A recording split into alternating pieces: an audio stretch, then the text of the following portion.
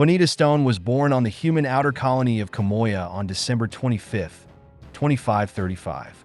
She eventually enlisted in the UNSC, serving with distinction on the stealth cruiser UNSC Relentless Watch in 2550, where she met Nina Coven. The two would later go on to serve together in Fireteam Shadow.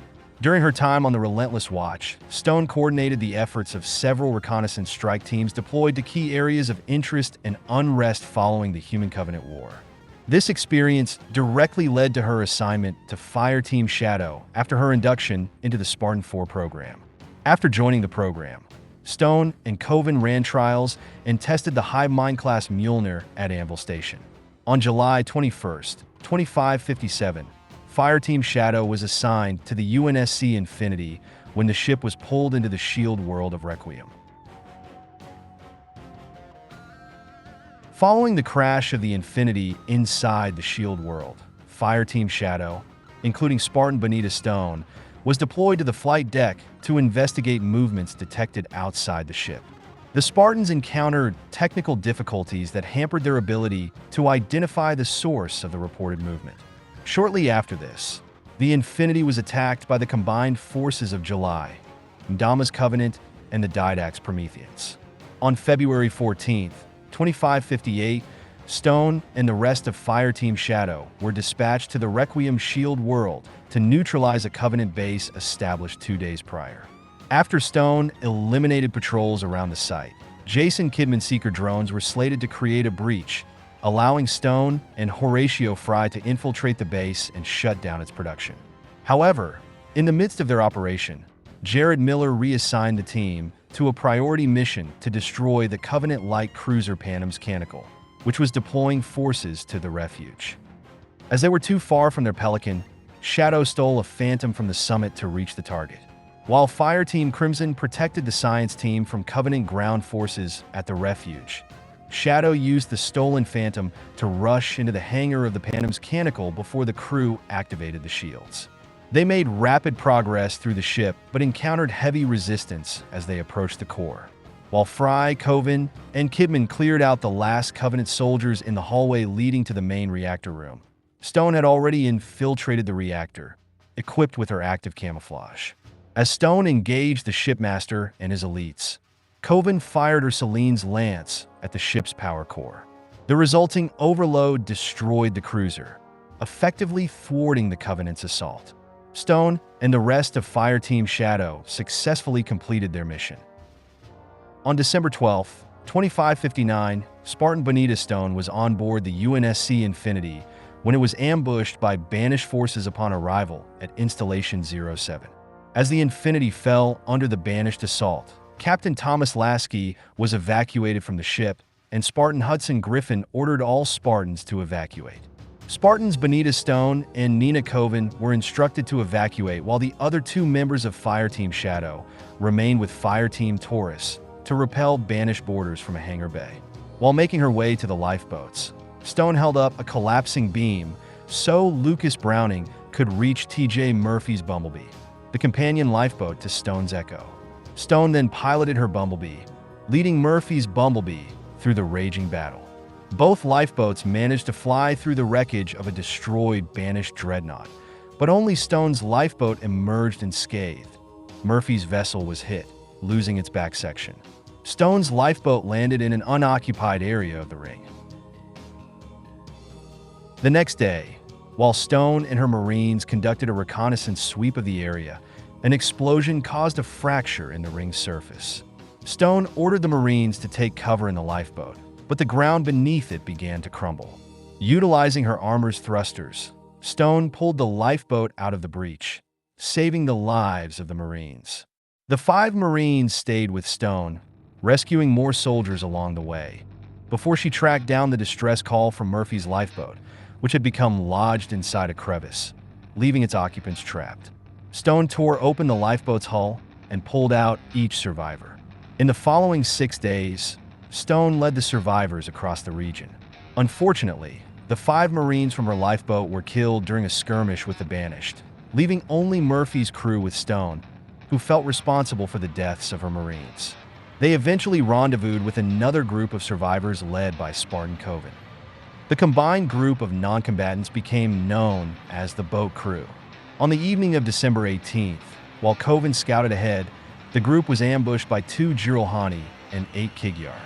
During this encounter, Spartan Stone fought a Jiralhani, while 5 Marines from Covens were killed by the 2nd Jiralhani. The Jiralhani left a dent in the titanium composite plating over Stone's right shoulder blade, which pressed against her bodysuit and became an ongoing annoyance in the months that followed. After Coven returned and intervened, saving the boat crew from the 2nd Jiralhani, Murphy noticed that Stone's motion tracker and targeting sensors were offline. Despite Murphy's reassurances, Stone blamed herself for the deaths of the Marines. Bonita Stone and Nina Coven were on the surface of Installation 07 when they led their boat crew to the UNSC stronghold at the wreckage of the UNSC Mortal Reverie. They arrived on December 19th. Upon arrival, Stone reported to Spartan Griffin, the de facto leader of the Spartans at the crash site. On January 20th, 2560, Stone and Coven conducted a reconnaissance sweep deep within Banished-occupied territory. They observed that the Banished forces, despite being led by their Banished war chief, were characterized by internal competition among their members. Coven reported these findings to Griffin and suggested that attempting to assassinate the Banished war chief might fragment the Banished leadership. On January 23rd, Griffin led Spartans Panago, Henri Malik, and Surkar in an assassination mission against Ascarum. However, this attempt failed. Griffin sent an encrypted message to the Reverie on January 31st before his capture, warning of an impending Banished assault. With Berthold, Vettel, and Makovich in command, the UNSC forces at the Reverie prepared for the Banished attack. During a reconnaissance mission with Boulder Squad, Stone reported that a massive Banished force led by Chieftain Tremonius was gathering at Ribbon Gate. Despite their defenses, the UNSC forces were forced to retreat from the Reverie on February 2nd, overwhelmed by the Banished assault. Stone arrived at the Reverie just in time to reunite with the boat crew and save Browning from the Banished. As the UNSC forces scattered into the valley, Stone and Coven repeatedly broke off from the boat crew to fend off pursuing groups. Eventually, Stone did not return after leaving the group. Though separated from Coven and the rest of the crew, Stone managed to find more UNSC survivors while keeping in touch with Makovich and Vettel. The scattered UNSC forces continued to conduct guerrilla operations against the Banished to prevent them from gaining control of the ring, in accordance with the Rubicon Protocol. Around April 20th, Stone and Coven spotted each other through their sniper scopes. Stone made her way to Coven and reunited with the boat crew. They noticed increased air traffic from Ascarum's personal fleet heading towards the Reverie, which had become a Banished outpost named after the chieftain who led the assault. On April 22nd, while the rest of the crew made a supply run to scavenge supplies that the Banished had thrown into a chasm below the outpost, Stone and Coven explored the newly constructed outpost. The next day, while scouting the Banished outpost, Stone recognized Browning from a distance and returned to Coven to share her discovery. Later that evening, while Stone provided overwatch, Coven sneaked into Outpost Tremonius to rescue Browning.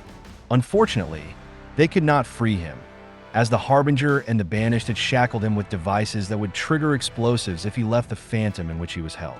Browning informed Coven about the Harbinger and chose to remain in captivity. Coven provided him with several recording transmitters and instructed him to gather intelligence on the Harbinger and the Banished, leaving a tracking beacon attached to Browning's neck. He promised to find Browning before fleeing as 2 Jiralhani patrols approached. To create a distraction for Coven's escape, Stone intervened, but she could not regroup with Coven due to the Banished closely tracking her. Instead, she decided to investigate the Banished excavation site. There, she discovered artifacts she had never seen before and reported to Makovich and Sorrel that the Banished were shifting their focus to an excavation site south of the Reverie. By April 26th, Stone had infiltrated the underground Forerunner structures near Outpost Tremonius. She observed the artifacts up close and identified them as stasis pods. Before her final transmission to Makovich and Sorrel, she reported her findings, including detecting a UNSC signal coming from inside the facility. However, She halted her transmission when she realized she was not alone. Shortly after, Stone discovered that the Banished were using a human prisoner to access the Conspectus network. They had taken a data node containing information on the ring's defensive systems and its location. Stone engaged the Banished and Skimmer forces, which included Blade Master Jaga, Radomni, and the Bloodstar Gorian. Although she faced multiple Banished attackers and had to contend with Radomni directly, hampered by his active camouflage and shields, she managed to steal the data node. She had Uko, her onboard AI, copy the data before corrupting the node, accomplishing this just as Gorian slammed into her with a ghost vehicle. Despite being dragged back toward the lift, Stone broke free and seized the Bloodstar from the ghost. As she fought through more Banished forces, including Hectarius, Stone attempted to reach the surface, but was ambushed and killed by Radomni. In her final act, she removed the corrupted data node, which was taken by Gorian and Radomni to Iscarum, unaware of Stone's sabotage. Stone died knowing she had successfully disrupted Iscarum's grand scheme. The next day, the boat crew discovered Stone's body, and a grieving Coven retrieved her data chip from her VSR. This chip contained the data she had stolen from the Banished. Submonitor 091 Adjutant Veridity later revealed that Stone had obtained crucial information about the ring's defensive systems and its current coordinates, providing the team a chance to broadcast a message to the UNSC for reinforcements. However, with Banished forces closing in, the boat crew reluctantly left Stone's body behind. Her body remained underground until it was found on May 28th by Master Chief, who collected her enhanced shielding module and would go on to kill Chief Intermonius. If you learned something new, be sure to leave a like and comment below on which Spartan is your all-time favorite.